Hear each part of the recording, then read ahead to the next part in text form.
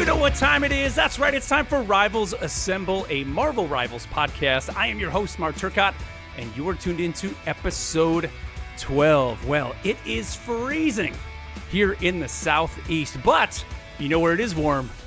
On the Marvel Rivals maps. That's right. The Spring Festival has fallen upon us. And we're going to break it all down for you here on the podcast, as well as get into all the latest news. We have some Namor lore coming up a little bit later. Say that 5 times fast. And in a couple minutes, we're going to announce the winner of our first ever giveaway. So to do it all with me here, first up, Neil. Neil, what's up, dude? Protect your king. Hey, guys. Excited for another episode, hitting the dirty dozen episodes. Yes. With that spring fling going on here. So, yep, it's going to be great. So the spring festival, that is different from the Lunar New Year, I guess, right?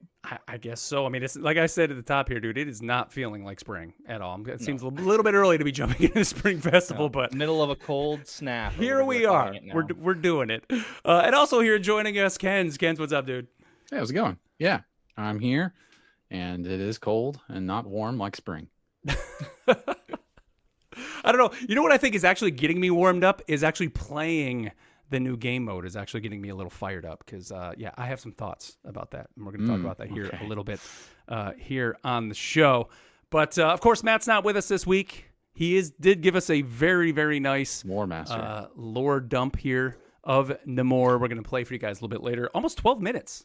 He basically said he just kind of skimmed the surface here and didn't even go as deep, I think, as he wanted to with it. But we know that you guys love the lore, so we had to make sure we had some lore here on the show for you. But a little bit of housekeeping here before we get going here. First up, as always, thank you guys here for tuning into the show, especially the audio version, the podcast version of the show. We appreciate it over on Spotify, over on iTunes, whatever podcast service you guys are using. Thank you guys so much for the comments, for the reviews. It's awesome to see that. And continue to push that. Whatever service you're listening to us on, leave us a review over there if you can. It helps move us up the ranks. You can check us out over on Twitter or X or Blue Sky at Rivals Assemble. And, of course, what's up to everybody over in the streams as we're recording this live here on Thursday night. You can find us on Twitch or YouTube at Rivals Assemble Pod. And, of course, you can always email us at rivalsassemblepod@gmail.com. Now, on Spotify, of course, you can leave us comments. We read everybody's comments. We love seeing all that. So we, of course, don't have enough time here on the show to read them all here on the air. And we're going to get to those a little bit later with your questions. But know that we are reading every single one of them. And we also had our poll going this week, guys. So this week we asked, who is the best mid-ranged duelist? And we've had 104 votes this week. So I think a couple more votes than last time. And it was there was one character that was leading almost throughout the whole week until, I think, yesterday, maybe. So by a 1-vote margin, coming in the winner with 26 votes, 25% of the total votes, Moon Knight got the win for the best mid-range duelist, with Storm coming in a 1-vote less second. 25 votes, 24%. Man, Storm needed one more. And I'm going to say this too. Third, Winter Soldier, 22 votes.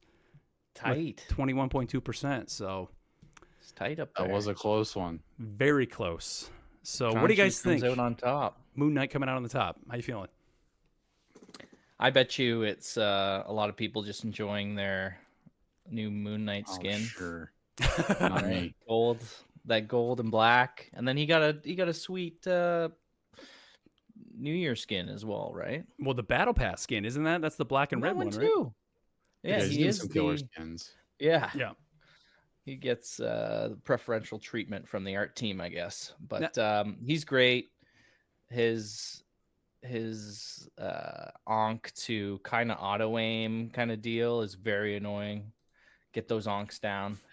I actually played quite a bit of Moon Knight this week because there was a mission. I think it was in like the Doom match where you had to get like a certain amount of damage as a duelist. Yep. And one of the options was Moon Knight. And I think Mr. Fantastic was another one. Yeah. And so I played a lot of Moon Knight, but it wasn't great. It was not doing me well. So, Well, see, but that's the thing. He can that's get probably jumped. a me problem. Yeah, he can get Yeah. jumped, dude. Like if you're especially in Yeah. Doom match. I mean, I've had a couple Doom matches where I've played against the Moon Knight, and they're just on the roof. And if you're just kind of in that outside area, and you're coming through that portal, they can just melt you if they drop an Ankh or even just have an Ankh ready to go, like when you come out. Right. But and for people that don't know this, an easy escape with him is he has his little grapple. If you like are under pressure and point at the ground and do that, you actually jump into the air.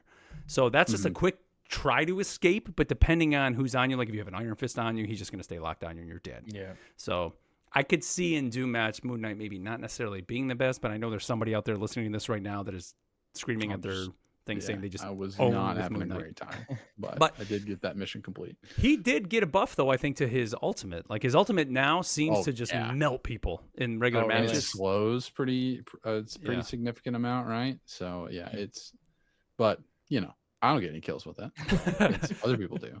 But let's look at Storm. Like, I mean, we've talked about it here on the show. Storm now has just raised up the ranks of, like, in my opinion, one of my best duelists for me personally. Like, Yeah, she is just Storm awesome. I can get kills with. I've been annihilating people with Storm, and it's so much fun. Is it basic attack, or do you use that thunderstorm, like the AOE thing, and then you activate it and it hits? Does it hit everybody within your? It's your area? random electricity bolts. And so, Right. like, when I play here, I'm always, like, on the ground. I always come down because the Yeah, lower you it's are, the bigger. wider that is. And then, 'Cause yeah, it's a sphere, it's I just guess. randomly just anybody that's in that is going to hit them. But, you still want to just be using your auto attacks. And then she has that one that she kind of conjures up. And then if you're even lucky and get a Thor with you as well, Oh you yeah, get that the chain extra. lightning. I mean, it's just she's So ridiculous. But you know what? The interesting thing about this poll is, had we run this just 2 weeks ago, Right. she she would would've be at the been- bottom of the barrel, right? She probably Yeah. wouldn't even be. I mean, Punisher got 10 votes. Scarlet Witch got 10 votes. Squirrel Girl got 11. Storm would have been probably even less than that. Like, she would have just got like the 2 or 3 Yeah. pity votes, probably. Right? But now here she is, like, representation votes. and she was the one that was winning all week. It was Storm that was winning until Wow. just a day ago. It went up to Yeah. Moon Knight. All it takes is one good patch. Yeah. So let me ask you guys this. So originally the plan was for our best duelist vote to be Iron Fist and Hawkeye, who won the last two for long range and dive, and then now whoever this is, Moon Knight. Should we throw in? Do you think that we should throw in Storm, and then maybe even Winter Soldier, or should we just maybe just? What if we have top 2 of each poll? But For some of 6 them were total. blowouts, though, weren't they? Like, let me go back to the dive. I mean, I think Hella was close for long range. But let's yeah, see. go Best look. dive duelist. Okay, so that was within 2 points. So it was Psylocke and Iron Fist. That was just 2 votes. And then last week, no, dude, Hawkeye was 42. The closest was Namor and Hela at 21. So he got double. So Yeah. I don't know. Yeah, we'll think about I it. think I say we keep it true to the score. and Okay. then just do, we keep the Agree. votes. Keep it how it was voted. all right. As much as I would love to add Storm to it. Okay. She didn't win. So there you are. So next week's poll will be best overall duelist in the game: Iron Fist, Hawkeye, or Moon Knight. So go over on Spotify. You'll see the poll over there for this episode, and get your vote in. Get your voice heard, and we'll tell you who next week you decide is the best overall duelist. Now, we also had a giveaway, our first ever giveaway here on the podcast. I'm running here for the last week. We were giving away 2 separate or 2 different issues of the Fantastic Four. Matt went. We described them last week in the podcast, as well as a tub of G Fuel. We'll be going to a tub. We'll be not a bathtub. We're not giving you a bathtub. That's what I picture. Honestly, I picture Have a bath in the stuff. like a just laying in the tub, dude. After I told Ken's earlier, I started going to the gym again this week. I need to go lay in a tub, dude. Like, I'm but- dying. yeah. As we're sitting here talking, my hand is like going numb. It's terrible. I don't think a tub full of G Fuel though would help that at all. But so the winner's going to get these 2 Fantastic Four comics as well as a tub of G Fuel. And we had 12 entries via email at rivalsassemblepod@gmail.com. And all we asked was that you send us your favorite Fantastic Four villain. Didn't matter really what you were putting in there. Some people gave us just short answers. Some gave us One guy, I'm not going to say the name, seemed like he literally just typed into Chat GPT because it was like the most ridiculous, An essay. the most ridiculous thing I've ever seen. Work smarter, not harder. Amazing. There you go. The future is now. But because we had 12 and because we are tabletop gamers as well, we've decided to roll a D12. And I wrote everybody's name down just randomly, 1 through 12. And Neil right now is going to roll the D12 and Reality Infinity Stone? Is that what we're calling this? It's black Reality and Stone. red. Yep. And we're going to Scoured the cosmos to find it. Here we go. Let's see which time stream wins. You guys ready? Do it. That's a 2. That sir. is a 2. So this one is Steven Treviso. So congratulations, Steven Treviso. He says his favorite Fantastic Four villain, it's Doom. He is the most iconic, even above Galactus, in my opinion, he says. Oh, wow. Of course. Yeah, so he goes by Trey. So Trey, you won, my friend. So we will be reaching out to you via email. Get your mailing address, and Matt will get all that mailed out to you this week. So congratulations, awesome. my friend. And hopefully, we're going to be doing more giveaways here in the podcast. So be on the lookout, keep listening, and we'll let you know when our next giveaway is. So let us know how you enjoy those comics. Give us a little review. Yeah, we expect a review of that. And is Doom in one of them? I don't remember. Yeah, just don't drop it in your tub of G Fuel if you're bathing It's in the G very Fuel. important to remember. Don't drop it. I don't think comics, laminate it first. they don't do good in a tub full of G Fuel. All right, well, let's move on here to our news segment that we call the Not So Daily Bugle News. J. Jonah Jameson here. All right. Well, as we mentioned here at the top of the show, the Spring Festival has deployed here upon Rivals, guys. And bringing with it, we got some new skins. We got a new game mode. Let's talk about this game mode first. I think that's kind of the best place to start. And it is called Clash of the Dancing Lions. And like immediately when I saw this trailer, I was like, okay, well, when we did the Winterfest, we added Splatoon to Rivals. Yep. I guess now we're adding Rocket League to Rivals. Yep. I mean, it's Watch out, Fortnite. Coming. But let's say in practice though, it is different than Rocket League. I will say, like it just isn't, looks like Rocket League from Right. the outside. So if Right. you haven't played the mode yet, I mean, it's available in the game now. So definitely get in there. There's missions to complete. We're going to talk about the skin in a minute, but you get a Star-Lord skin from completing the event. Mm-hmm. But essentially, Well, nice skin. it's Star-Lord, Iron Fist, and Black Widow, and their abilities have been scaled down a bit. And think of a Rocket League arena, and there's a ball in the middle. It's first to 10, I believe, or it's still a 4-minute timer. And rather than like Rocket League, or if you've ever even played like Lucio Ball in Overwatch, you're not actually. I mean, you can toss the ball, but in here they more or less want you to grab the ball because the ball will stick to you as if you're playing soccer or football, whatever you call it. And you have to run, and it's not hit it in the goal. You actually have to run into the goal. If you run in the middle, you get 3 points. If you run on either of the outer edges of the goal, you get 1 point. And you can hit the other person, and just by hitting them, they call it intercepting the ball or knocking the ball away, because that was a challenge this morning. I had to get 3 intercepts in one game. Iron Fist, you're able to jump 3 times, I think, like jump up high, and you can do his kick where he kind of spins forward. As Black Widow, you're able to charge up and throw the ball far, or she can also sprint, kind of like how Captain America, his R1, you hit it and he sprints. Right. And then I didn't get a chance to play Star-Lord. What was his kit? Like, Yeah, he can. He was usually the leftovers whenever I got in there, so I usually played him. But he can fly, so like he can jump up and fly. He can do like this like front kick, and then he has this like spinny gun attack that he does. Okay. And that attack is really good for like intercepting the ball. And then it's not technically a sprint, but like he jumps and then he can fly and he gets a little speed boost, and then you're just like above everyone flying with the ball. So it's great. Yeah. So what do you think, man? I mean, I know you were playing a little bit here before we went on the air. I like it. I can see. I don't know that I'm with the Jeff mode. I enjoyed it, and I was like, man, I kind of just like want to play this. But this is more like, yeah, I'll play it and maybe get the missions done, and then maybe not again. But it's cool, and it's cool for what it is, and I am all for custom game mode, take me back to Halo 3 Forge, give us crazy stuff to play that has nothing to do with anything else in the game. It's awesome. Yeah. I mean, I'm kind of, I guess the latter part of what you said there, where it's like, I'm going to play it to get the event done. But like the minute I have the Star-Lord skin, I'm just kind of done with this mode. Like I don't want to say it wasn't fun. I mean, it was neat. I'm glad they're doing things like this, putting this in the game, because it's totally just surprising. I mean, just like the Winterfest mode, like totally surprised everybody.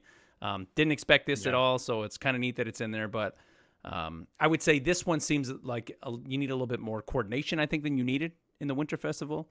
You have to have a team that actually wants to play. You need people on defense. I think don't underestimate defense. It's very important.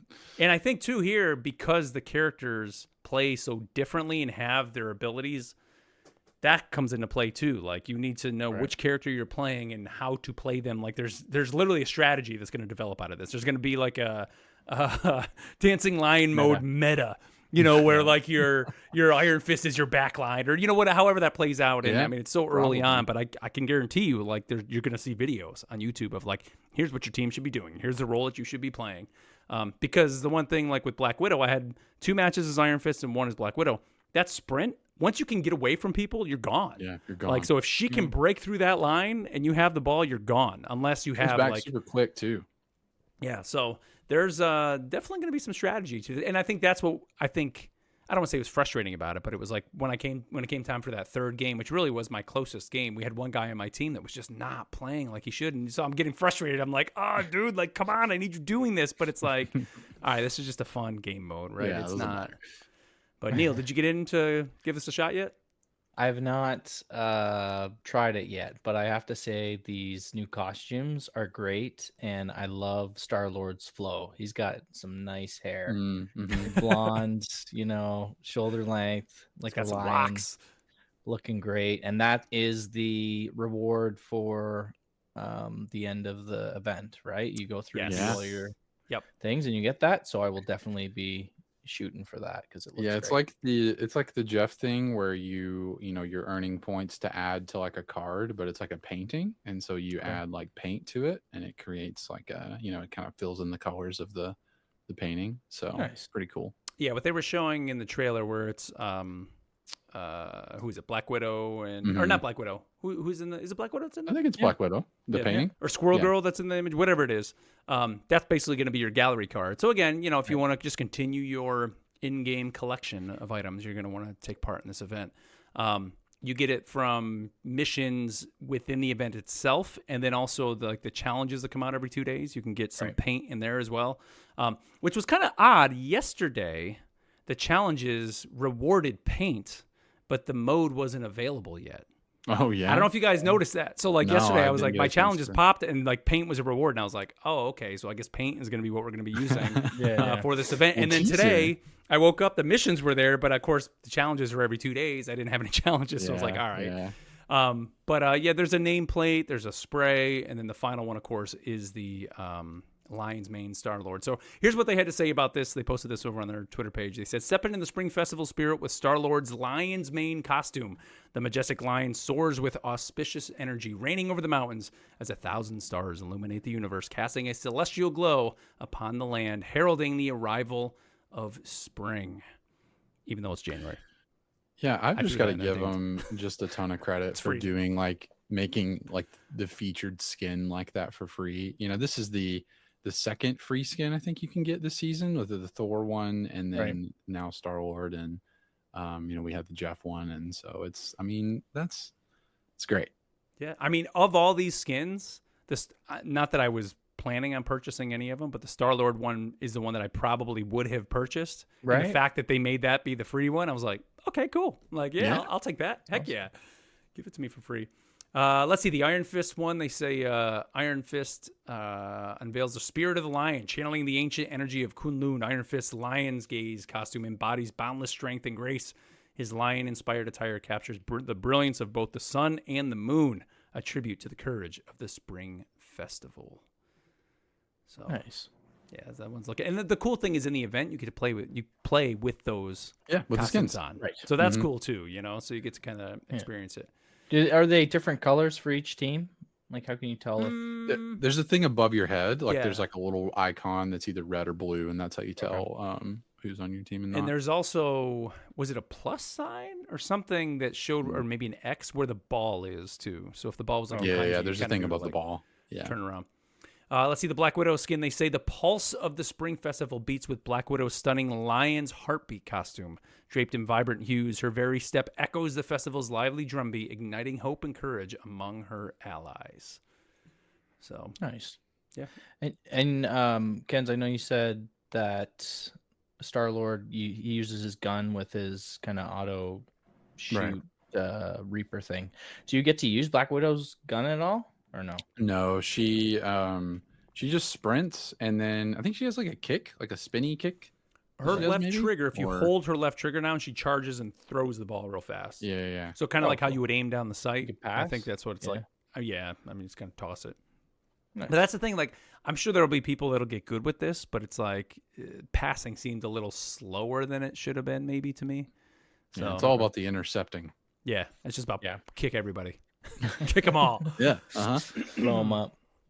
Um, Awesome. So yeah, so it's cool. You know, again, something not expected, and you know, it's still just sometimes I don't want to say kills me, but it's like, you know, we're in this Marvel game and they're doing things with these characters that you never expected, but it all kind of just makes sense with like what the I don't know, the story, the Multiverse. lore of this game with different chronoverses and all that. It's like, Yeah. okay, yeah. So in this chronoverse, this is what these characters are doing. They're just running around kicking the ball, and Yeah. you're in the intergalactic Wakandan is where you are. So it's like, okay, this is just some arena that they built up there, and okay, yeah, this is what we're Do you doing. think this is like their Mortal Kombat, and the winner gets to keep their Chronoverse? Could be. Happens every 12 The years. stakes are high. Yeah. Bring your best. What is it? What is the actual game called? Just like Spring Festival Ball, Dragon Ball. Nope. Dancing, something of the dancing lion. Something dancing Yeah. lion. Yeah. Yeah. Let's Bring see. your best champions to defend your universe. Clash of Dancing Lions. That's what it's called. There you go. Mouthful. Let's see. Along with this Spring Festival, we also got a new update to the game, which is cool. You know, they're just putting out these updates, and you don't even have to like close the game and get in. It just was kind of a live Right. update that went out. Yeah, Game no didn't doubt, go yeah. down. So it of course brought the new game mode, the new costumes, but then also brought in some optimization, a bunch of bug fixes. I mean, we can go through these. I really don't want to because it's a lot of it's like nothing major in terms of tweaking the We kits talked or about a lot anything. of it, But yeah. I think you got it all there. So did you have to do a additional download? Or it's just like streams when you turn it on? I think we're I supposed to did stream have a and turn it 3 on. gig download that I had to do. Yeah. Um, Okay. But But then that might have been something else because I hadn't played in a few days. I don't know, but because you would have to download the assets from the map. yeah. and But the thing is that characters, right? the game wasn't down, so like they didn't Right. take the game offline. Right, They yeah, just there was like no put out the downtime. patch. Okay. Yeah, because it went down right when season 2 came out, didn't it? Yeah, for a Yeah. little bit. Yep. So it's cool. They're gonna put these out, and you know, I wonder. Well, I didn't see. Now that I'm thinking about it, I wonder if when it went down before season 2 launched, did they give the server-wide message? Have you guys seen anything? Because like I know there was I that don't server-wide remember. message day one when the game came out, saying about the like buying the battle pass and all that. Like, hey, we're having issues with the store.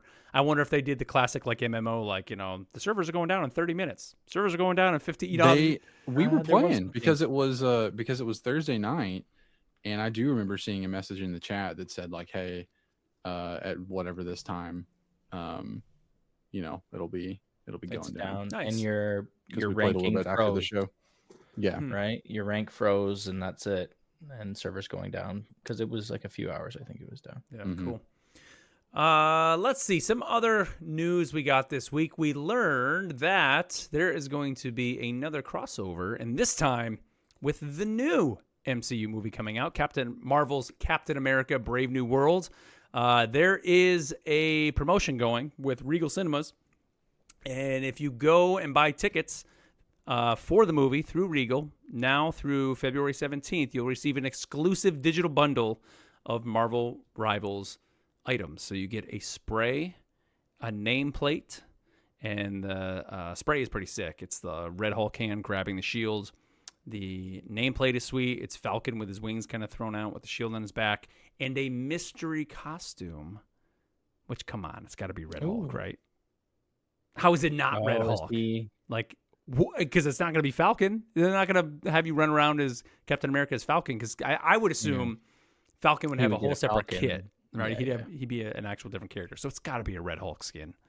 But we'll see. They have yet to unveil this, and you, again, have to buy it through Regal, and you have to be a Regal Crown Club member, which is a free membership, but you do have to be a member of that to, I guess, get this promotion. So very soon I'm going to become a Regal Crown Club member because I have to have the spray. It's working. It's working. Yeah, I don't have one of these theaters anywhere close to me, so I don't know if this will happen, but the nameplate looks super cool. Well, here you go, Ken. So, and I'm just throwing this out there. Now, some of the skins in this game are like, what, $15, $20? Well, sure. What if you just buy a ticket to a theater on an early, matinee showing, and it's like $10 right at a Regal, and you just get a. I'm just buying a skin at that point. But depends on what it is. I mean, I'm serious though. Like, this way you're still getting it. So people out there, you don't have a Regal near you, but you want that mystery. Which, I mean, I don't know if they're gonna unveil the mystery skin until after, but when they're gonna show that. But yeah, I mean, I would assume we're gonna know what that skin is very soon because it says you have to buy it by February 17th. The movie comes out the 14th, so people are gonna want people to pre-order their movie tickets. Yeah. But we're gonna go see it. Actually, I think that's Saturday. So whatever. I'll see it. 15th. Whatever launch that Thursday or whatever. Oh yeah, yeah. We won't be recording the podcast that night, so I might pick a different night. Yeah, we'll see. But I just think it's cool they're doing this, man. That hopefully moving forward now, that's just gonna be something that they do because it's like, well, if you're gonna go see the movie anyways, and it's like, okay, well, yeah, I'll get something cool out of it. To that. I don't think we have any of these theaters in my whole country, so there's not. I think there's one in my state, but it actually blocks me from going to their website. They don't want any Canadians hacking. Okay, well, let me see. I have my wife, me, and 2 kids. There's 2 of you. That's two tickets, and maybe I wonder if Matt has a Regal. Maybe he doesn't. So we can. Yeah. I can go to this thing for free and get you guys skins. Yeah, there we go. That's great. But yeah, awesome. So I think this is cool, and again, I think it's got to be a Red Hulk skin. There's no other skin I could possibly think of. So he was shown in, I guess, the trailer. What? He was shown in the trailer. Oh yeah, yeah, and you can see in the spray that's the cap shield with like the Red Hulk around the. It's like he's like palming it. So that's awesome. I think there's a poster of that, isn't there? Like, isn't that one of the posters where it's like he's got the shield in his hand? So the lead up to this movie, is it just the Falcon Winter Soldier TV series? Yes, I would think so. Yeah, I don't think you would have to. Although there's one scene when you see in the trailer they're fighting, and I can't tell what's in the background. It almost looks like maybe the Celestial that has fallen. I don't know. It's kind of weird. I mean, a lot of it seems to be supposed to be. I don't quote me on that, but there's something big in the background. And I'm like. What are we doing here? Like, there's not. I don't know. It just looks weird. I'm like, I don't know what that is. I saw the first trailer. I haven't seen anything else. So. It looks good. And I will say, look forward. At some point, there will be a breakdown of this movie here coming to this podcast feed, possibly. So that may be some other content we're gonna get coming out. When are we gonna get a? I guess he's not Falcon. He's Captain America. But when are we gonna get a Falcon in the game? I mean, I don't know. Flyer. That would be sweet. Kind of go up even he can like. Do something like a big blast with the wings. Maybe some razor blades off the wings. Would be sweet. Yeah. Something that I believe, I haven't played Marvel Snap in a while, but they do a lot of cross promo with the seasons and the movies coming out or whatever, right? Yep. So I wonder if they're going to start syncing that up with new MCU movies coming out, having that season kind of go with it. Or I guess besides this promotion, it would be cool to have the story line up to if that would be see sweet. For our summer season. Is it going to be a Brave New World kind of thing, or there's a couple other movies coming out this year? So it'd be cool. Yeah, I think the issue with that is that in a year like this year, there's a lot of Marvel content coming out. So it's just like the game Favorite. doesn't ever have its own thing. It's just like Right. constantly like recycling the new movie that's coming out. Yeah, I mean, I'm 'cause sure they when- will When's do Daredevil? some March stuff with it, but or February? Isn't Daredevil start in March? yeah, or February? it's somewhere around there. I don't know. The So it's like exact you That's have a Brave TV New series, World, right? you have Daredevil, and then you have Thunderbolts. Thunderbolts. So and that's April. I it's think. supposed to be Blade, but that's Yeah, Oh. no, there's no Blade this year. But yeah, so it would be kind of hard to run seasons, I think, with that. mhm. Yeah. But Just these packs, right? With different. Yeah, this is cool. Just doing something, not having like a whole season around, the movie, but having some type of promotion is neat. yeah, well, you mentioned the Snap promotion. Magic is coming to Marvel Future Fight. So we knew that they were doing this Future Fight promotion as well. They've kind of been going across all these Marvel games. And, I know Matt is a very big Marvel Future Fight player, fan. Isn't it kind of like an isometric I have Marvel no clue. game? I have Maybe no people idea in the what chat that help game us is. here. I think This was the one that Luna Snow came from, right? correct. Oh, Yes, yeah, okay. yeah. That I I did know for look a this fact. up. It is like an isometric action Yeah. game. And I think for the you most run part. like kind of little missions is kind of how it works. It's like, okay, let me do this mission, and you're getting currencies after it. And I would assume it gets to the point where you can just like auto complete the missions, as you get stronger and all that. You're Yeah. building the different heroes. But Magic, specifically Rivals Magic, is coming to the game. So that Okay. aesthetic and everything that she looks like. Oh, cool. It says transcending dimensions, the mystical duelist ascends in an extraordinary collaboration. Marvel Rivals Magic steps through the portal into Marvel Future Fight. Prepare for the realms to collide. So is it realms or chronoverses to collide? What are we doing? Are we doing Is that realms? game like Ultimate Alliance? Kind of, but it's not. Ultimate Yes and Alliance no. is more of a, full-on action RPG, I guess, if you Yeah. want to say. But I mean, in the end, Future Fight's kind of that, but I think you're doing shorter because it's a mobile game. It's not like big, long levels. It's much shorter. That's from what I can remember of it. If it's the game Love that some I'm thinking Ultimate of. Alliance, man. Oh yeah, dude. I have it. I actually have on my PS5 installed 1 and 2. I was able to get like the digital, which They they weren't delisted selling them, on the right? store anymore. They delisted them, but I was able to purchase the keys from somewhere. Let's just put it that way, and have them on my system now. So, Nice. yeah, because those games are awesome.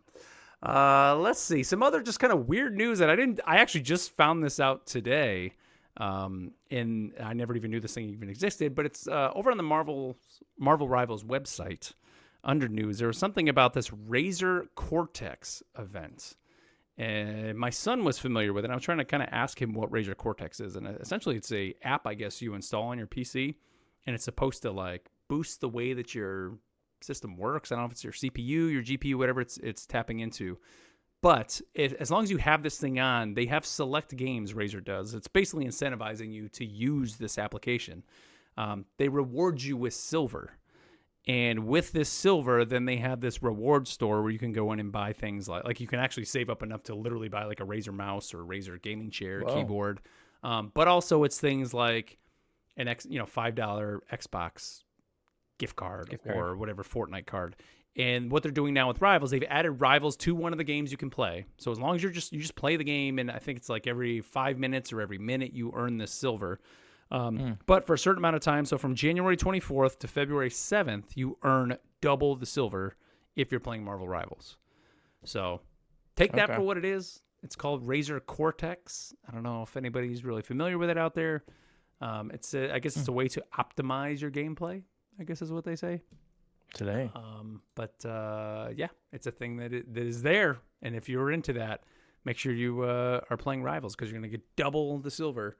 And if you're not familiar with it, go check out the rewards. I was looking at it, and like I said, there's some cool things. I'm looking. You can even get a Burger King gift card. What? You can go buy a Whopper. Yeah, here we go. Burger have $10 one Burger King gift card. Reward yourself. Can I get a tub of Whoppers? That'd be next giveaway. Survive? There's some Starbucks. You get a tub of Starbucks, I guess. Oh boy, that'd be hot. Well, we geez. need it with the weather right now. Sephora. Give me You can some go get your makeup if you want. If anybody, My daughter That's would love interesting. that. I They know. Razer must use it to like track how you use their equipment or something, so they can Yeah. like they're obviously getting something out of You it. get a 1-month NordVPN membership, so you can buy your Regal tickets. Yeah. Oh yes, This is all like I have a similar thing that like every time I get gas, if I like use this this Yeah. app and tell them that I'm at a place getting gas, then it gives me like a little bit of money towards everything you just said.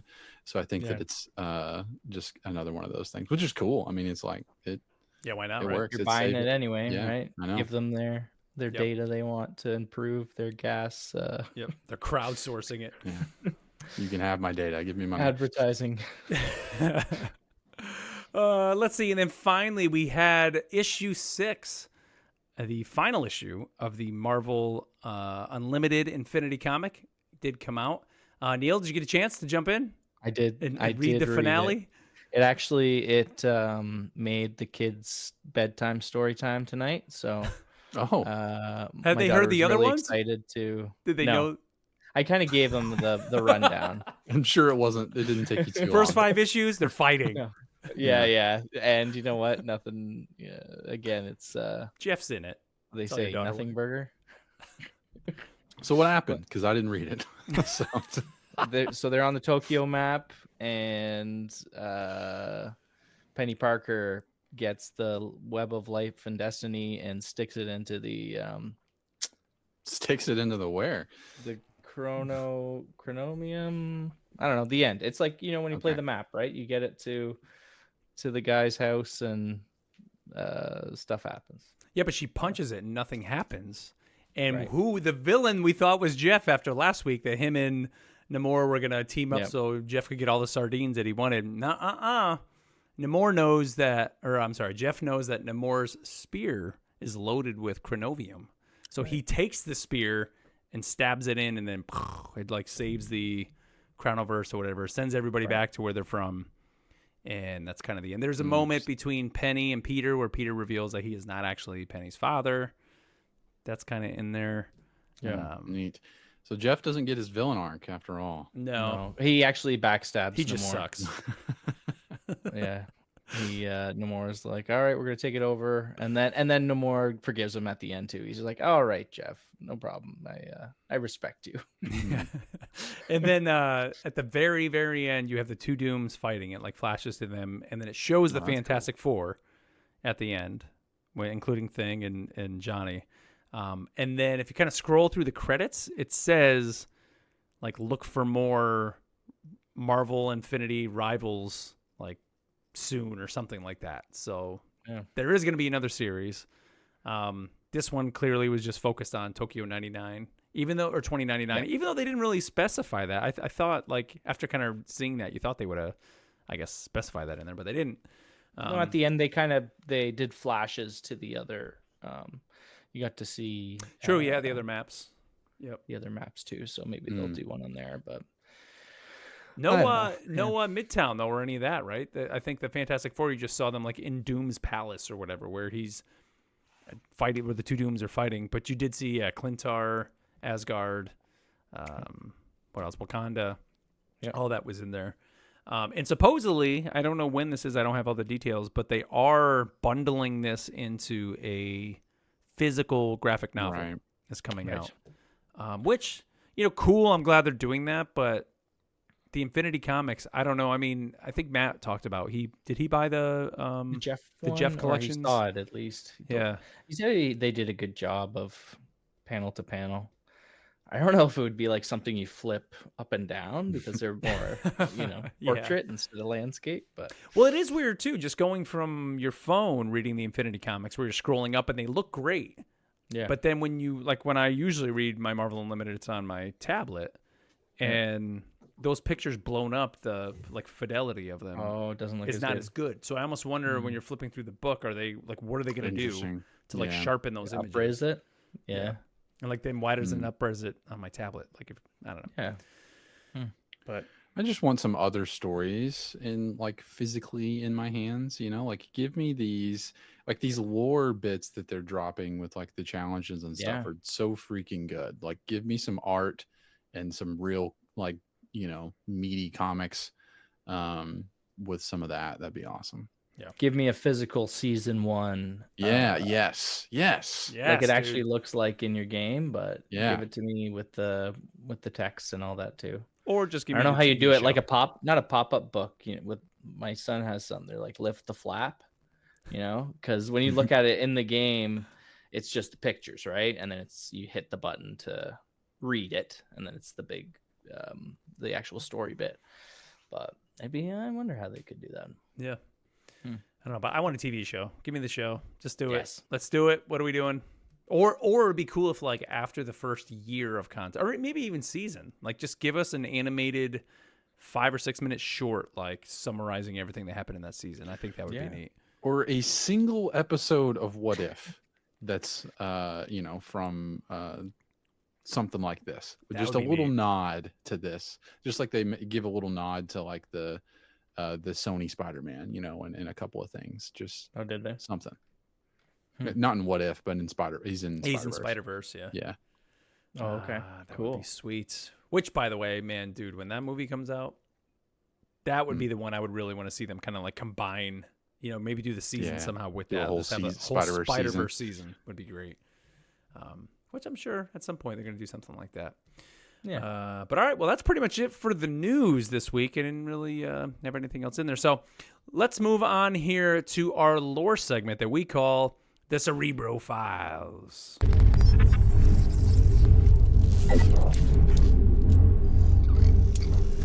All right. Well, as requested, this week we are talking about the one, the only, Namor. And Matt, of course, like we said, he went ahead and gave you a nice little recording here. So we're going to turn it over to him because he, of course, is the lore master here on the show. So without further ado, take it away, Matt. Hey guys, it is Matt. Sorry I'm away for another week, but the hustle never stops. But neither does the lore. Thank you to everyone who has shown such love towards these segments. It is something that we thought of, just as a fun way to expand upon the characters in game, but apparently it's loved a lot. So we're looking at some ways to do some more with it. So stay tuned for more on that. But this week we are talking about Namor the Submariner. And I got to be honest with you guys, he is one of my least favorite characters in comics. Hot take, I know. But in a nutshell, I think that Namor is like that mean girl in high school that we all knew who went into nursing in college. So, she has some redeemable qualities and does good every now and then because, she recognizes what is right and what she needs to do. But you can't really forgive and forget the things she did in the past. Sometimes things that are so egregious that you shouldn't forget. So hopefully I'm not the only one who identifies with that. But yeah, so Namor, you might know him as the Submariner. You might know him by his battle cry, Imperious Rex, referring to his heritage. He is half human and half Atlantean, with his origins spanning back to, well, not his origins, but the origins of Atlantis spanning back to the time of the Celestials. Now, because comics, Atlantis has a few different histories that have been retconned and, mushed together over the years, but the most simple explanation is Atlantis used to be a city on top of the earth, on land.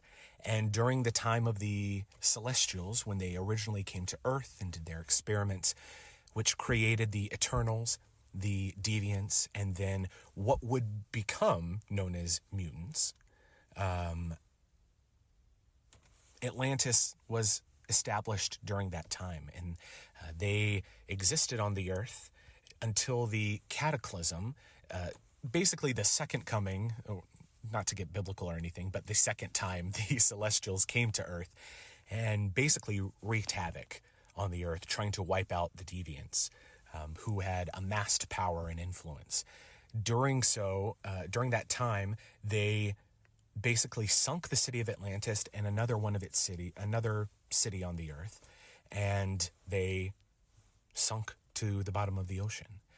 But through some magic properties, this is something that gets expounded upon in comics, and we hear a few different reasons. The Atlanteans were able to use magic to be able to breathe underwater, which eventually evolved with them as they became, more accustomed to living underwater. Their skin turned blue over generations, and they took on the more aquatic appearance that we are used to in comics. Fast forward all these years, and Namor is the product of one of the princesses of Atlantis and a human man. She went to the surface, fell in love. If it sounds familiar, seems similar to Aquaman, you're not wrong, but that's for an entire other podcast. And so Namor was born of that union. He grew up basically kind of an outcast, but not really. Think of as much of an outcast as someone in a royal family can be. He has this pink, it's referred to in the comics, but white skin compared to the other aquatic beings in Atlantis underwater. And from a young age is taught to, hate the surface world. Fast forward through interactions, he finds himself on land during the Great World War, and he eventually teams up with the Invaders, which is a team consisting of Captain America, the original Human Torch, not Johnny Storm. Yes, there was another one, and some others.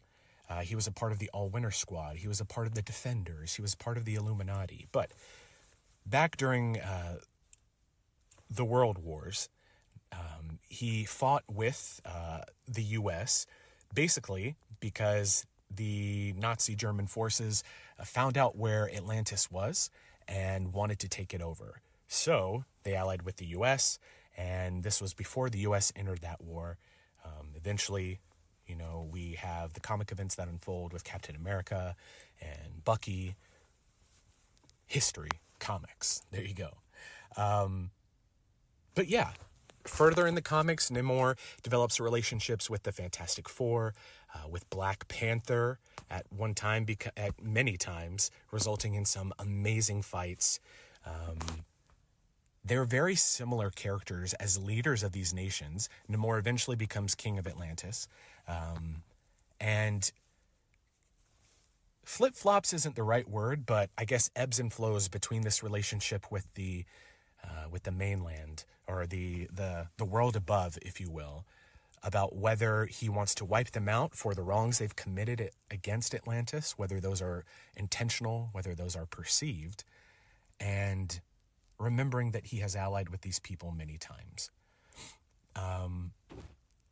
But he has such a long character history, almost, 1939, I believe, was his debut. Correct me if I'm wrong, but such a long history. I want to go ahead and just get into my recommendations for books that you can read on him. There are a lot of smaller series, either titled Namor or The Submariner, which feel free to get into. In the large scope, they are great stories, but sometimes it's a bit of a slog to get through them. Let's see. One of my more favorite books recently, it was actually one of my first introductions to Namor, was Invaders from 2019. So this is set in, the World Wars, while he is teamed up with Captain America and Bucky and the original Human Torch. But something is going wrong with Namor, and he has become violent, and he is trying to, I'm trying to not give you too many spoilers. He has this plan to strike out against the human world for things they've done to Atlantis. But this comes out of left field because everybody was working together. And it is a really cool war, spy thriller, intrigue, mystery series. That is Invaders from 2019. By Chip Zdarsky. Yeah. So if you need anything else, there's also a good book. It's Namor adjacent, Submariner: The Depths. And if you are a horror fan, then this is the book for you. So this is actually from the viewpoint of a scientist who discovered that Atlantis existed. And it's kind of like a bottleneck story where he and this crew are on board a submarine underwater, and they are being tracked by this water-breathing villain. They're being hunted by him. And it is a great horror book. Kind of psychological thriller too, if you will. So I definitely recommend that. The Saga of the Submariner from 1988. Basic 12-issue origin story explaining his early years. It is a great way to get into Namor if you know nothing about him. There's also a one-issue, I believe, in the late 90s. That is a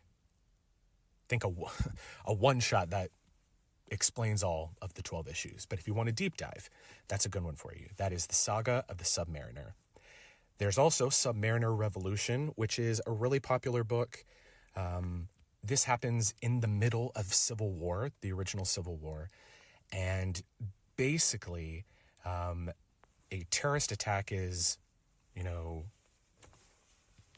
it's not performed. A terrorist attack happens in the U.S., and S.H.I.E.L.D. has gathered all this evidence and is blaming Namor and the rest of Atlantis for carrying out this attack. Whether or not they did it, that's for you to decide. But another kind of like political thriller, intrigue, good action book.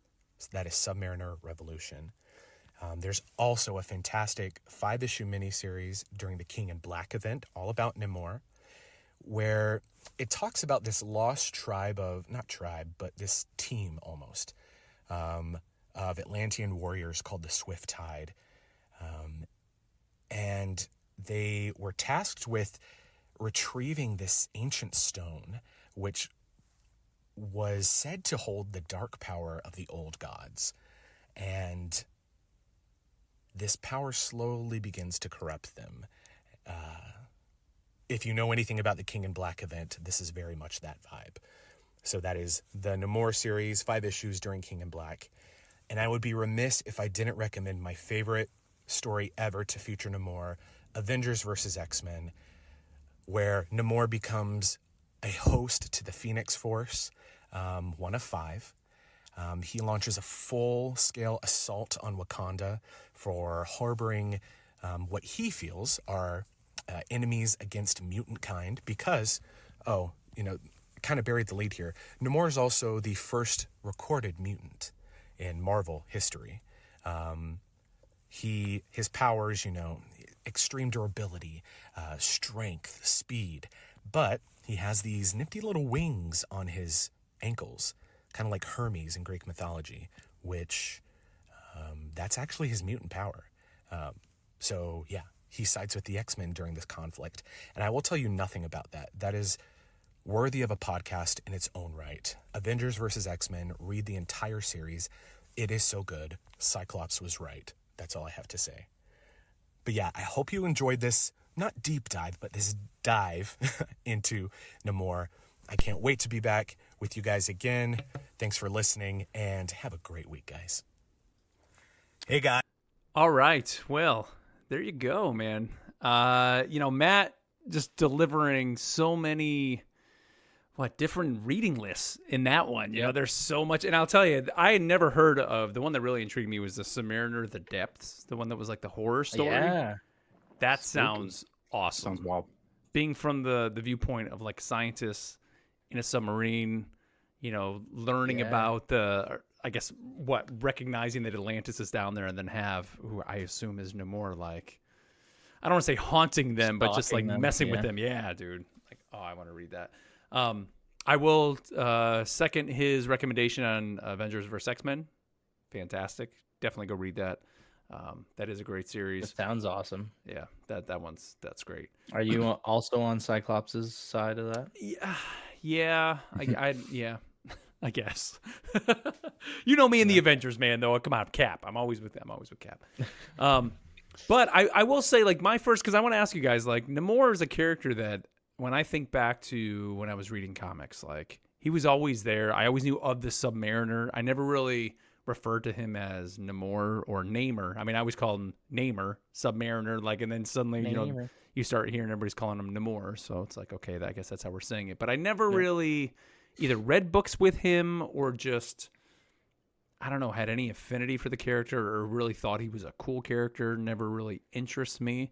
And it wasn't until the 2018 Avengers series, which is the one that starts out with them kind of having like these prehistoric Avengers and then it kind of moves to current day. Yeah. He, in the very beginning of that series, kind of in the first, I don't know, maybe 12 issues, 15 issues, kind of becomes a villain. Like he is kind of the villain of that series at some point. And that was really my first exposure to the kind of the current Namor, of that guy that just wants to take over the surface, thinks everybody isn't, intruding on them, and it's ruthless and he'll do like whatever it takes. I'm glad you said that, because that's also mine. That was my, I never really read a book with Namor in it until that. I was like, oh, I guess this is who he is. I just thought he was like another mutant. I didn't really know much more about like Atlantis or any of that. And then he also makes an appearance in X-Men Red. He's in like one issue of that. And I don't think he's a major role, and then the King in Black stuff that Matt talked about, I've also read, but other than that, like that's it. He's kind of a character in the background for me most of the time. And then obviously Wakanda Forever, which, really, really set it off. Yeah. Neil, you watched that right this week, didn't you? I did last night as part of my research. I threw that on, made about halfway, so no spoilers. Oh, okay. But the way that they've introduced him in that, I thought was pretty neat, and I read about how he's introduced in the comics and like his origin there. But that kind of changed a little bit. They had like his mom, or I guess the whole thing of Atlantis was, or maybe because I haven't seen the whole movie, it changes, but it seemed like they were land people. They took some special herbs and then dove into the sea, right? And you don't really know who his father is, but maybe that's in the latter part of the movie. It's just a little bit different. But in terms of his origin, it seems like kind of like a little mermaid story too, right? A little bit. Well, you're a mermaid in the sea. You go up, you find a nice human, and there you go. So maybe there's a crossover waiting to happen there. In terms of him as a character, I feel like he definitely gets overshadowed by the Aquaman, because growing up, you hear about Aquaman, and then I don't know. The first time I actually remember hearing about him was playing Marvel Snap. Honestly, like, really? This guy, he looks like King Triton, Aquaman kind of thing. So. Yeah. See, I think of him because like he's one of the original Marvel characters. Like it was Captain America, Submariner, and then Human Torch, which Matt mentioned is not the Johnny Storm that people know. Like I remember just kind of always looking at those old comics and seeing the Submariner there. But, just thinking like, oh, that's an old character nobody cares about. They don't do anything with that character anymore, and then suddenly, 2018, here I am reading Avengers, and he's like one of the main people that's, kind of part of that story. So it's kind of cool. He's had this resurgence. And I think that role of him, rather than being the hero, I mean, I don't even know if you'd call him an anti-hero, because half the time you see him, he's just very... Yeah, he's pissed. He's just pissed off every time. Mad all the time. He'll just, he's your like an emo kid, right? He's just, emo teenager. Underwater emo. Yeah, it's just I don't know. But I did do a fact check on Matt's claim. His first appearance was in 1939, Marvel Comics #1. There you go. Yeah, he got it. So who? Okay, so was it Aquaman or Submariner first? I don't know. Look up Aquaman. I mean, I would say it might be Aquaman, because I know like Detective Comics, DC Comics, which I guess would be Batman, but like the Superman Action Comics were earlier than Marvel, so that would be what, like 30s? So maybe they threw an Aquaman in there. 1941 it looks like. So More Fun Comics #73. So a couple of years later, you're not first to do it, but you you do it better, maybe. Yeah. Because I knew about him. And I didn't Yeah, know there he you was go. good. But all right, so But there you go. There's our lore Yeah. on Also, in Namor. Googling that, apparently his last name is Mackenzie. So I There you like to go. think that, maybe my You're a descendant. mom was a You're a lost mutant, Ken. A mermaid? fan of Namor and decided to name me after him. So That's awesome. Let's see. We got a message over on Spotify from Christian Chapin, and they said, I love this game. I just wish all the Guardians had a team up. That being said, if we could get Guardians lore, more specifically Rocket, that would be great. The lore section has me hooked every episode. So, Christian, your wish has been granted. Next week, we are breaking down Rocket here on the pod. if we're watching Guardians 3, bring your tissues, everybody, Yeah. because that's a That rough one. tugged the heartstrings. I watched that a couple weeks ago. Yeah, that was yeah. Yeah, the Guardians Great have a movie. weird. Great movie. The Amazing. Guardians, it's a very weird history just in general Yeah. in comics, because there was like the 1970s Guardians of the Galaxy, which are not the Guardians that you know and love right now. Right. And then, the Guardian team that we do know in the movies, which even still has some characters kind of come and go within the comics, was fairly new. I think that it was only out like maybe 4 or 5 years when that movie was like came to theater. So like the fact they were making that movie, I remember just crazy. shocking everybody. Yeah. Like, what? You're gonna make a And it Guardians was of the so good. Galaxy movie? Yeah. But if you think about it, like in the retrospect, looking back at where the MCU went, it was the most genius thing they could do, because it was like the easiest way to get cosmic, right? It was just like, okay, we're in Right. space, boom, here we go. So they were kind of the perfect bridge. But yeah, we'll get into Rocket next week. I think that's going to be a good one, because I'm not too familiar with Rocket and the comics outside of really his appearance in the that Guardians book that kind of first launched it all. So And that third, I don't know how close it is to the real one, but the third Guardians of the Galaxy movie dives right into his kind of it's so origin. good. Yeah, So that's the good. Rocket movie. Right. yeah, it's good. It's real good. Very good. So we'll be getting into that next week for Awesome. sure. Well, all right, well, let's move on here to our final segment, the part of the show where we get you involved that we call What Ifs.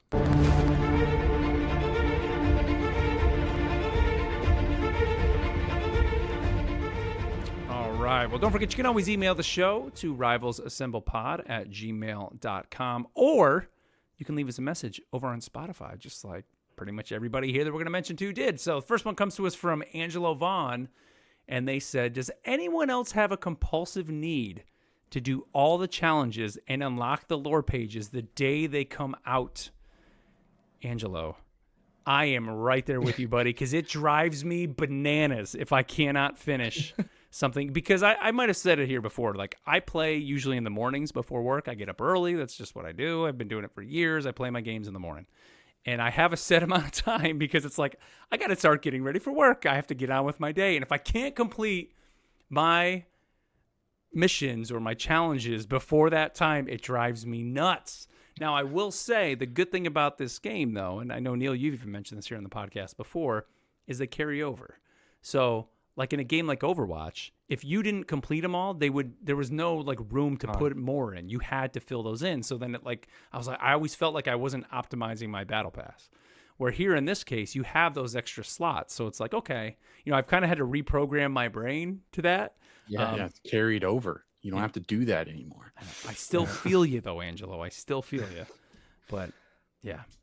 I knew that about you, Mark, that you're very like it's a Not job surprised. kind of thing. Yeah. Gotta check those boxes, gotta do that thing. Do it. I was trying to complete my lore pages when I was playing this week, and I think I still don't have the last two unlocked. The biggest issue for me was and I think I still need it, is like 50 or something assists. Oh, my friend. Like, I feel like I help out a lot, but some games No. I'm just not getting any assists. So that was the one this week. So that's that was my final bit of the Empire of the Eternal Night to get the Thor skin. It was driving me nuts, right? I was playing my Cloak and Dagger matches. I was playing even Invisible Woman, not getting the assists. Play Rocket.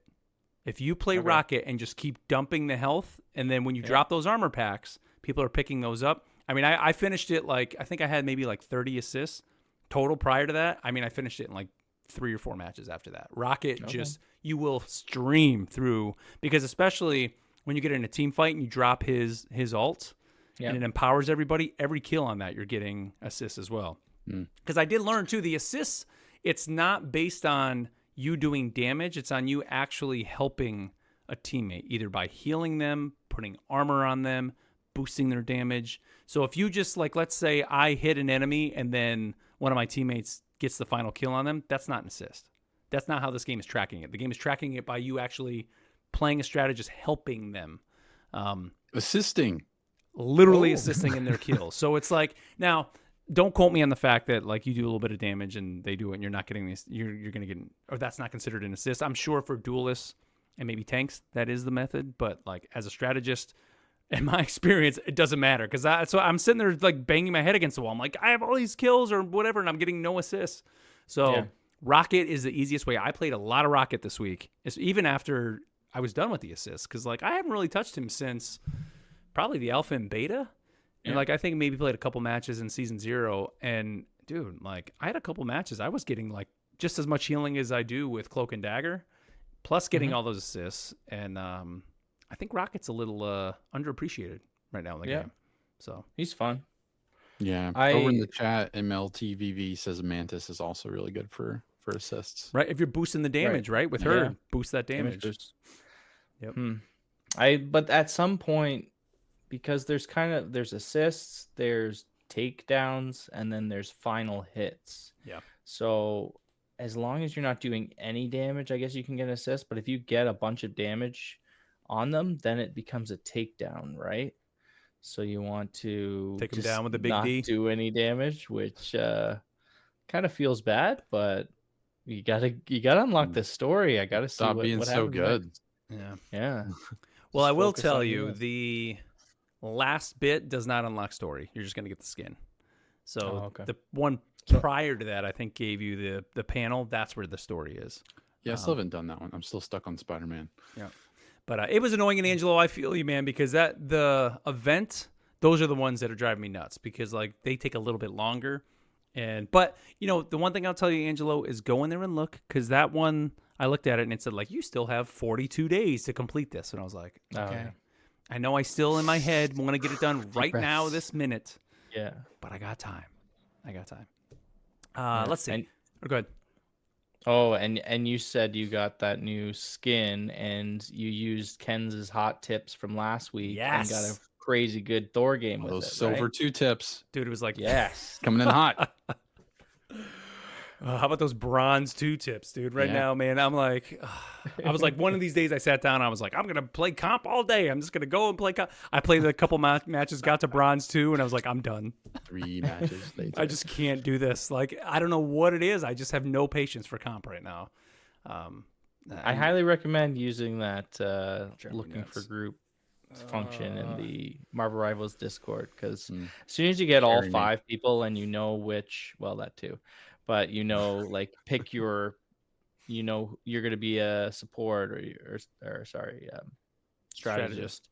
You're going to be a vanguard, and you're not fighting with people at the beginning of the game of who you're going to play or whatever, and everybody plays what they're good at. It's just makes a huge difference. And I don't know exactly how it works, but with the matchmaking, I think there's no difference if you're solo queuing or duo queuing or whatever. They just throw everybody in the same pool, and it doesn't. I like some games it shows you who's, like, pre-made, so you can kind of see that on the other side. Oh, I'm playing a 6-stack or whatever, but this, you never know. So you just assume everybody who's actually climbing is probably grouping up, which makes things a whole lot easier. And just having comms too is a lot.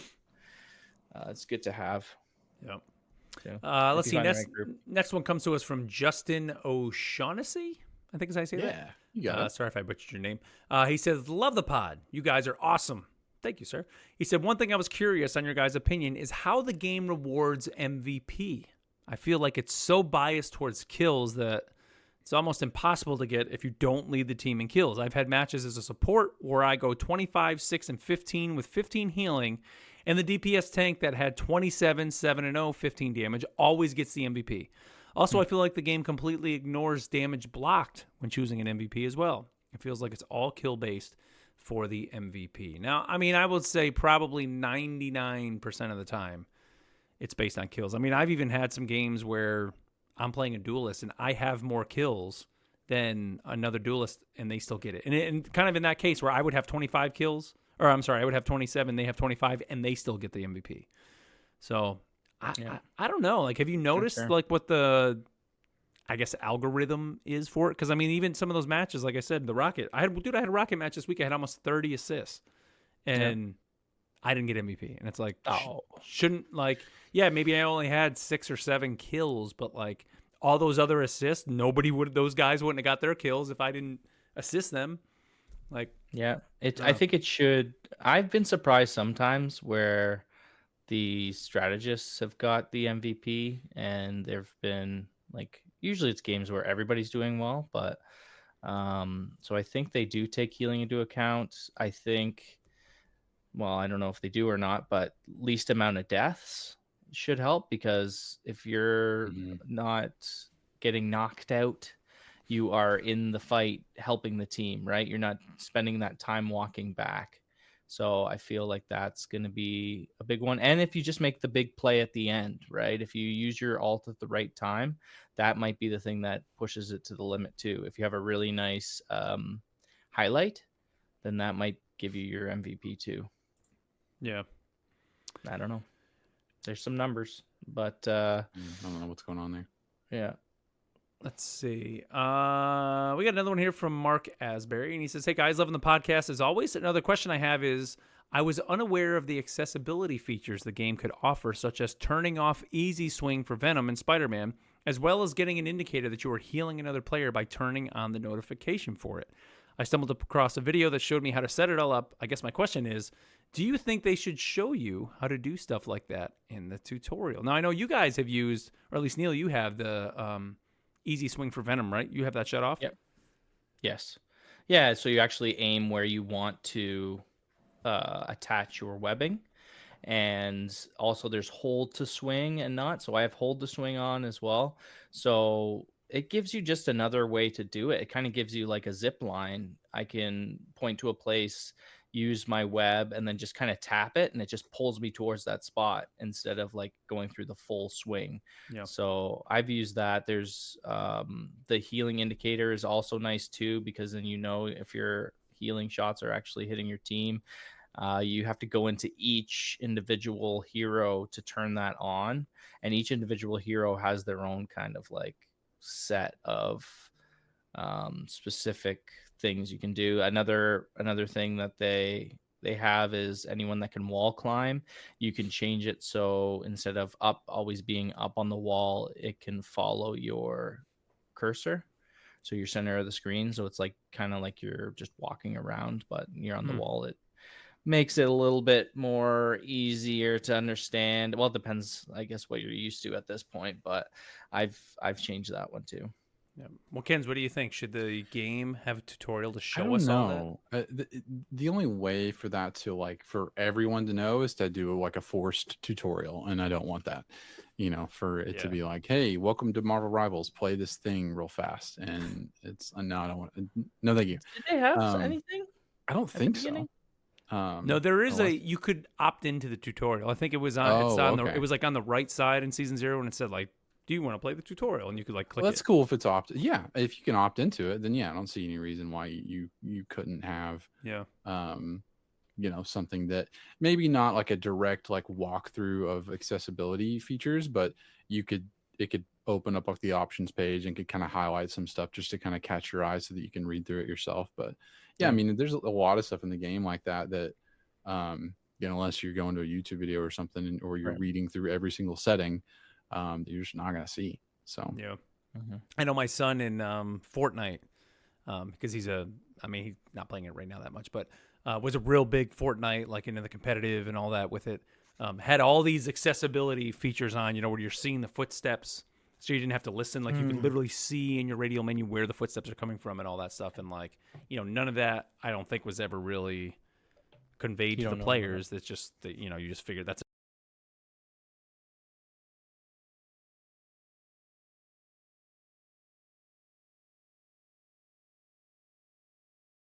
an accessibility option that they put in there, but he was using it more as like a competitive edge because you're able to literally see where the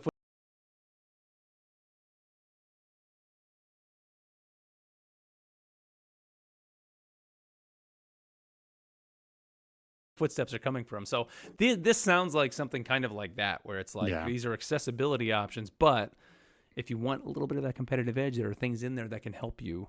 I think it would be cool if there was a accessibility tutorial to some extent, or even, you know how some games will even give you like it'll say like, you know, are you interested in our accessibility settings? Right And in the then beginning, just go to a video. You know, like, you know how some games will do that? They'll just embed a video into it or take you there. I think that would be neat if people wanted that, because look, these are out there because they give you, like in this case, it's giving players, I don't want to say necessarily competitive edge, but yes, more control. But there are people who just need some of these things. You know, video companies make these accessibility options for people who need those accessibility options just for their standard way of playing. So I would think it would be cool for them to know that this game offers those type of things, or even if it's just the developers make a YouTube video so someone can go out there and just search it out, and here's all the accessibility things we've been doing, which is something we've seen a lot, I think, from developers over the last couple of years now. You've started to see, like, I know Microsoft was real big into it. Even Sony's been kind of doing that. Games like, you know, I think, what was it? Call of Duty, I think, had a video. I think when Spider-Man 2 was coming out, like all these games on there, it's almost like I don't want to say a badge of honor, but it's something for them to say, like, look at all these accessibility options we're putting in the game. We're catering to everybody. So I think it would be cool if they kind of did something like that with Rivals. Would be. Why not? One thing I have an issue with is just how you change your controller buttons and like remapping. It seems a bit buggy to me still, because I've remapped where my ping is, because I moved my jump to one of my clicks, and then I moved my ping to where the X button, which is where you jump. And I have it set. I try and ping, and it depends on what hero I'm playing. Sometimes it just doesn't work. I go look at the options, and it gives you 2 different buttons that you can press for each kind of setting, like a primary and alternate or whatever.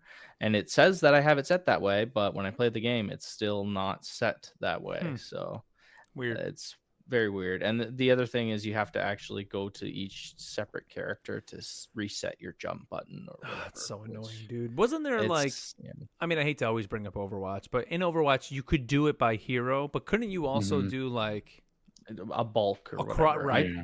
Like, give us that option. Like, if that's, I tried that, but I don't know if it just didn't work or what. You could say make all your X's L3s, but no, it's not working. So I had to go through every character, and it's just kind of annoying. But that sucks. That was a bummer.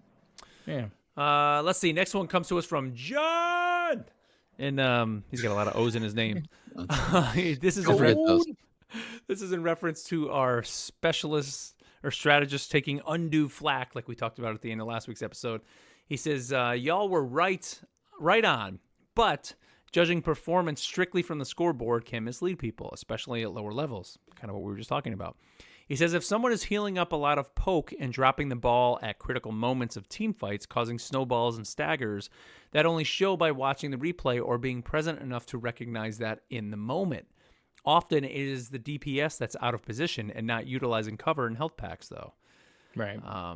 So he's right. I mean, that there are Matt situations here for this one. I know, but that's the thing. Like, you could heal all day, but if you're not utilizing your abilities for those team fights, like let's say you just heal like crazy, right? You're playing, let's say Luna, and you're healing, but you're dropping your ult at the worst. Like, when I say the worst time, it's like at a time that doesn't matter. Like, you're not waiting until the team's already gone or something. Right. Like when Iron Man is dropping his ult, or a Psylocke is starting to pop hers or whatever, rather than pop your ult, then you're just popping it when your Black Widow is in the back sniping and she took a little bit of damage and you just happen to hit it. Like, there are moments like that when it's like, okay, you just wasted that. Like, especially when it comes to comp, that's when you start to see those type of things really making a difference in games. I like to think about it from a tanking perspective of, if I'm playing Doctor Strange and I'm just sitting there with my shield out, and I'm not really trying to push or be aggressive or cause the team to push in, to make a play. I'm just like holding the shield and blocking all the damage. And at the end of the game, I've got like 25,000 damage blocked. And I'm like, look at how good of a tank I was. You stood there and it's took it like man. It's not cool, Well, I didn't talk about that match last week, that comp match I played, and it was we were Push on forward. Asgard, and it was Magneto and Penny, and it's like we were on offense, and like the Magneto would Gotta be not aggressive. walk Yeah. past the convoy, and the Penny's like dropping the mines on the convoy. I'm like, guys, number one, don't play Penny right now. Play somebody else. Like, I need you playing Venom or Captain America or Hulk, like diving into their team Or a to duelist. give us the place Do to some push damage. forward. Like, what are we doing? So yeah, and that would be that situation of a Doctor Strange just sitting there. Oh, look at I'm blocking all this, but you're not helping your team by moving anything. Like we're not playing. Look at the these objective, numbers, we're not though. pushing forward. Big numbers.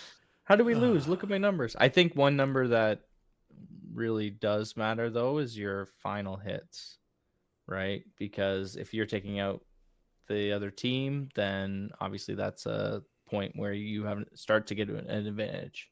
So as a duelist or whatever, getting those last hits instead of saying the damage, right? Those damage numbers aren't as important as getting the last hits, because if Right. you take out a person on the team, that's when the scales start to tip and you can take that point, or you're like starting your team on the way to getting an advantage. Yep. Let's see. We got one more here. This one comes to us from Micah Launinen, and they said, "Was just wondering, how is it fair that console players are allowed to opt out of crossplay pool, but PC players are forced into it?"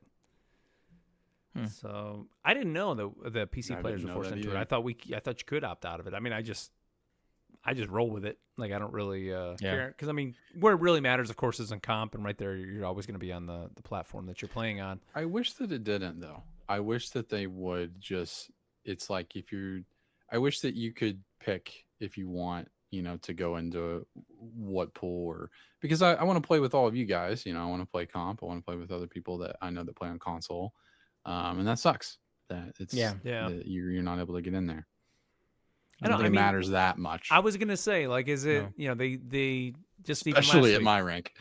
Yeah. But like last week, the mouse and keyboard debate, or Spoofing the or Zim and whatever, all that they were putting in there, saying, "No, we're not gonna let that." But it's like in the end, if it is that much of a boost, if someone wants to play cross-play and comp, like just let them do that. But I mean, it could even be also that on controller there might be some sort of aim assist in there too. Yes, I think So, that's what it is. That's When probably more so what it is. Yeah, and it gives you aim assist while you use mouse and keyboard, which is not on by default, I think, when you use that. Yeah, I think that the idea is that mouse and keyboard is more competitive or whatever, and it's just different. But that's too bad. Like, it's just kind of saying that the PC players wouldn't mind playing with the console players because